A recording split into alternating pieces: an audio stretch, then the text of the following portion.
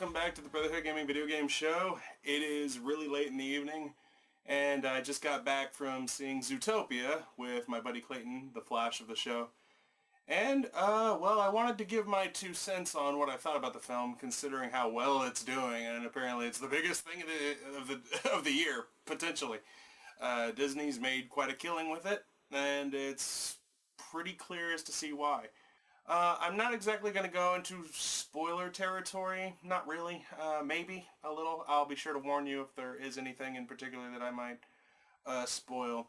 And I know we don't particularly focus on movie reviews anymore, considering they don't do really well for us. But yeah, I felt like I wanted to at least mention it. I mean, why not, right? If we're going to see movies and we cover pop culture things, might as well give our thoughts. Okay, so Zootopia. I remember seeing the advertisements for it back when they first started, and they talked about anthropomorphic animals. They're the kind of animals that walk on 2 legs. They wear clothes. They don't walk around naked. Not really. Not all the time. But, yeah. Then the trailers kept coming out. They kept getting funnier. And that's the one thing that really caught me, was I noticed that they actually were making me laugh. They were getting a chuckle out of me. The one with the DMV, with the sloths constantly being slow. Like, you remember that one. It was really funny, and it got a lot of us. And I think it was at that point that they'd kind of hooked me. Like, okay, I get where this is going. Like, it's a soft humor comedy movie. With anthropomorphic characters. Now, the market, I felt, and a lot of people started feeling, and maybe it might have been obvious, but it feels like Disney was reaching out to the furry demographic community, which is fine. I mean, considering going back in the history, remember the dark ages of Disney after 1964, or 67, whenever Walt died, going to the Renaissance era, which I believe started in 1989. It was a dark time for Disney, and they were making all of these different movies, such as Robin Hood, The Rescuers, and using anthropomorphic characters to portray these characters. And of course, one of the most famous, especially amongst the furry community, is Robin Hood. Debatable whether or not that started the community. Don't know. But it worked, and these characters live on and are very popular amongst that crowd for whatever reasons, be it the normal kind, the artistic, the creative, or maybe even in the bedroom. Every fandom has their sexual side, so you know what? The furries kind of get a bad rep for that. And the media has definitely blown everything out of proportion, because why not? I mean, money. I mean, you gotta make people look bad, and negativity sells. So you know what? There's nothing wrong with the furry community. They're cool. I met some tonight, actually. There were some there in their furry costumes, which is, hey, you gotta give it up for the guys, man. They put a lot of money and hard work into those outfits, especially with the ones that have glowing eyes. That's pretty impressive. Okay, so going into, kind of got off track here, didn't we? Okay, so Zootopia. Let's talk about the movie now, not the experiences leading up to it. Okay, so my thoughts on the movie itself. You know, again, not spoiling it, as far as plot goes, it's definitely not original. We've seen this movie before. It's very underdog, like the underdog story. We've seen it in Rocky, where you've got a character who is wanting to be and aspiring to be something greater than what society makes them out to be. And Judy, the bunny, who you know as the cop, it didn't always start out that way. Like, the premise is she wants to be, like, the whole theme of the movie is to try and become something greater. And if you fail, that's okay, but keep on trying, because you might actually succeed one day. Go for your dreams.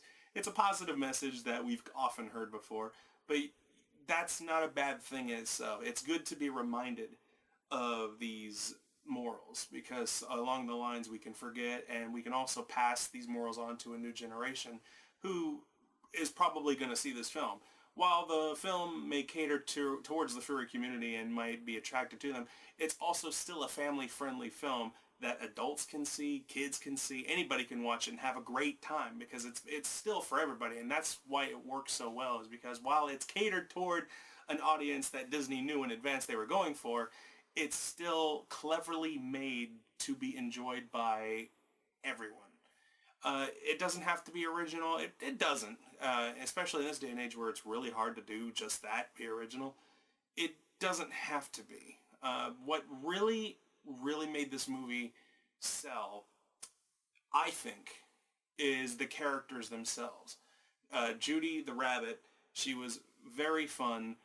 She had goals, she had aspirations, she had things that she wanted to live up to. She had problems, dilemmas, not self-loathing problems, but very real issues that people could deal with, thinking less of themselves because society perceives them to be something, and they don't want to be that, and they want to grow into be something else. That's a positive message, and to be able to achieve that.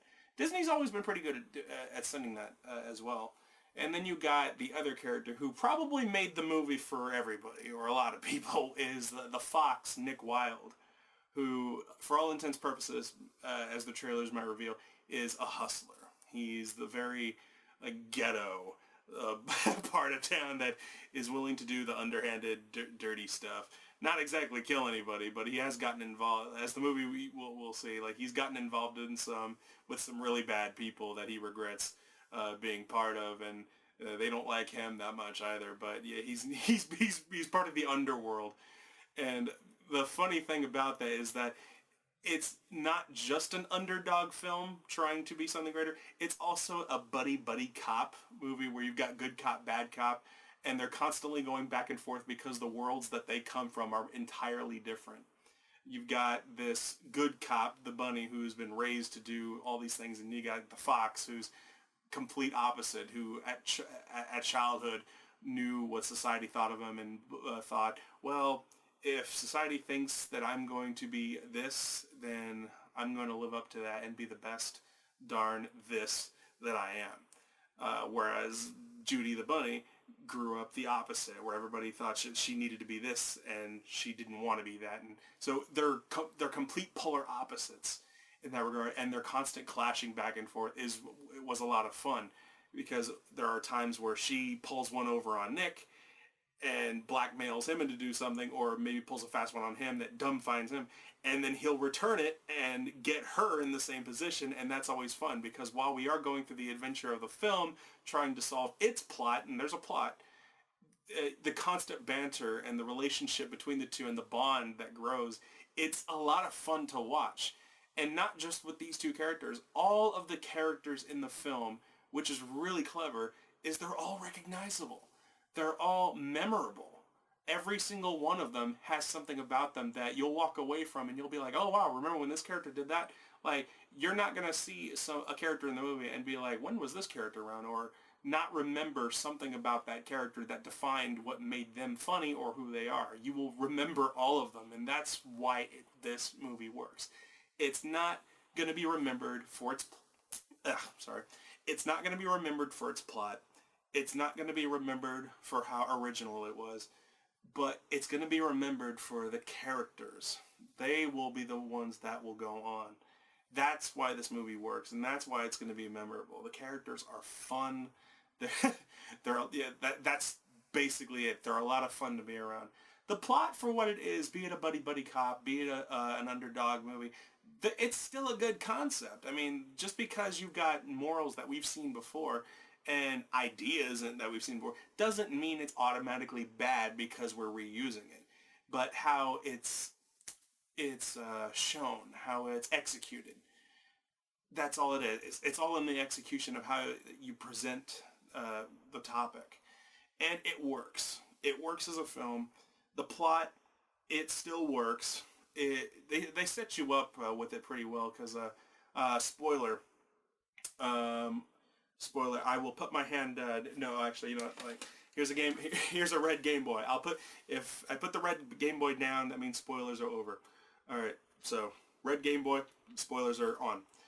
Game Boy off, spoilers are on. Okay, so at the beginning of the film, they have this play during Judy's childhood where she's teaching us about the world that Zootopia takes place in, how thousands of years ago the world uh, existed the way it is now, where animals lived the way they are now. We have the feral beasts, we got predators who preyed upon the weaker animals for food, how today it is.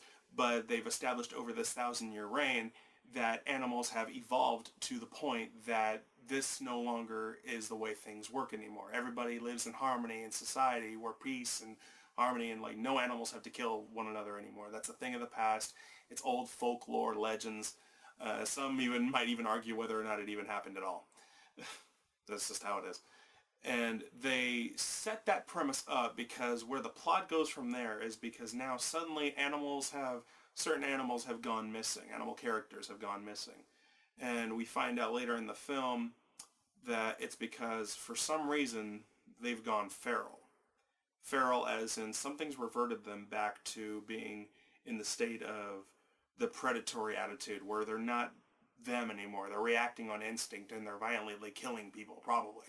They get captured and isolated and missing and filed as missing. And the one thing that I guess bothered me was near the end of the film where we find out why. Because apparently near the end of the film, we find out that there's this flower called the night howl or something that when sniffed or eaten, or if you're just generally around it, it can affect your mind and revert you to, or turn you into being a savage, as what the film depicts these feral creatures as. But the thing that bothered me about that is that Judy finds this out when she goes back home defeated, near the climax of the film. She goes back home defeated, feeling like she didn't accomplish anything. She found out about the feral monsters. She caused a panic in Zootopia by explaining the truth. Nick Wilde even got upset at her for doing this because you kind of set up you kind of set everybody up to think that the predatory animals who used to be this way are now going to revert back to being their predatory selves when that's not the case. And she didn't know any better, being an ignorant cop at the time. She goes back home defeated, then finds out the truth that it's actually a flower that can manipulate people's heads to turn them back into a feral state. And her parents know this, because they're the ones that tell the kids that are running by to stay away from these flowers. And that bothered me because why didn't Judy know that? Why didn't anybody know that? Because if these country folk, her parents, who are by no means of any great importance, know that these flowers can cause people to lose their minds and go into a state of savage, and they've had history with this, why doesn't Judy know? Why doesn't anybody know this outside of the parents? Because, like, in the movie, it's established that nobody knows why. Like, there's only a handful of people that know that these monsters are, that these animals are going savage, but nobody knows why, except for the bad guys who are clearly behind it, but nobody can explain it. Nobody knows why this is happening or how they can get a cure for it. And apparently only Judy's parents, they don't even know that it's related, but they've got a flower that does it. Like, if you're around this flower, if you eat it, it'll turn you back into a savage. Nobody, no scientists or biologists have ever considered the fact that maybe this flower might have something to do with it. Nobody thought about that. And it's clear that there are scientists working on the case, because where the animals that are missing that have turned savage are being illegally kept, there's the mayor is in on it, who wants to know what's going on with these people and let's see how we can fix it. The scientists are in on it, and nobody knows why it's happening. Like, and it just mind boggles me, like, how did Judy grow up with these parents and not once interact or come into contact with these flowers or even be told about them? Like, it just bothered me. Like, plot holes aside, other than that, it was a good movie. It was really good. Characters were a lot of fun. That was the only major part that bugged me, because I'm just like, that's a little too convenient and inconvenient. Plot convenience, if it were.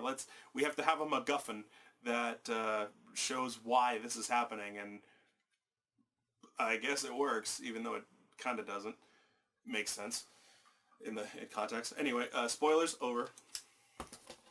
All right, so in the end, it was a good film. The climax for what it was, maybe a little underwhelming, maybe even predictable. Yeah, actually, a lot of this was kind of predictable, but you know what? That doesn't mean it's bad either. I mean, if it's a joy to go through it, if you're having fun on the ride, then you know what? You got a good movie out of it. You had fun characters. You got fun sights to see. That the animation was, and it was actually really gorgeous. CGI films like these are really quite a visual spectacle. And the city, the whole city of Zootopia, the rainforest areas, the different locations that they show the movie to be in, they were all beautifully done. Definitely worth it just to see the visual spectacle that this movie is. It's definitely really, really, really good looking. The animal characters are, like, again, going back to just the characters in general, because they're the most memorable part of this movie. That's what makes them fun. They're very recognizable. They all have features that really make them interesting. One thing in particular about the animals that I kind of liked, and a lot of people might not catch it because none of these animals are particularly important to the plot.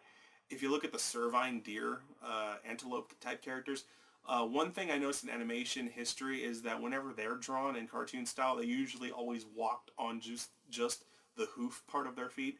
And what I liked is that this movie broke that trope and gave them actual feet that had like the hoof part at the end, like they were their toes. And I actually preferred that. And I always kind of wanted to, if I was going to go into animation, that's what I would change. I would break the status quo of how animated characters were supposed to be drawn, or at least what people thought, and I'd change it up for the better to give them more personality.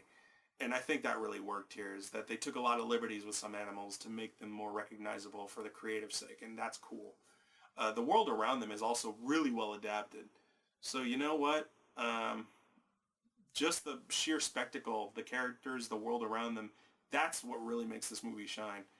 And even if the plot is predictable, been done, it doesn't matter. It's still a fun ride. The moral is still a good one. It's still a good one for your kids, and it's still a good one for yourself, because we all need that boost to know that we have to try. If you don't try, you don't succeed, and you don't become anything. Even if you fail, just knowing you tried, and keep on trying to keep until you eventually succeed, because you never know. Eventually you will. Or you'll find a different outlet, and you can try there and succeed. Tomorrow, there's always hope for tomorrow, and it's still a great message. So I can definitely see why this movie is beloved, and definitely liked worldwide right now. Yeah, Disney definitely knew the market to cater to, and it worked. There are some fan service moments for the furry community, and if you've seen the movie, you definitely know the parts. You have some characters that definitely have written on them, like, as to, like, okay, these characters are for you to start drawing. Honestly, none of it matters. They didn't go over the top with it. It was a lot of fun. I'm glad I saw it, and I'm sure Clayton was glad he saw it, and I actually recommend you guys to see it. I'm not going to give it a number rating, because I don't think it needs one. If you're a Disney fan, if you like movies in general, and if you've seen this video, odds are I think by now you'll know that if you'll like this movie or not. I'd say it's definitely worth a watch if you're into artistic or animated movies in general. So, there's my 2 cents. Not the perfect movie ever, but it's still a really good one. I'll see it again, definitely.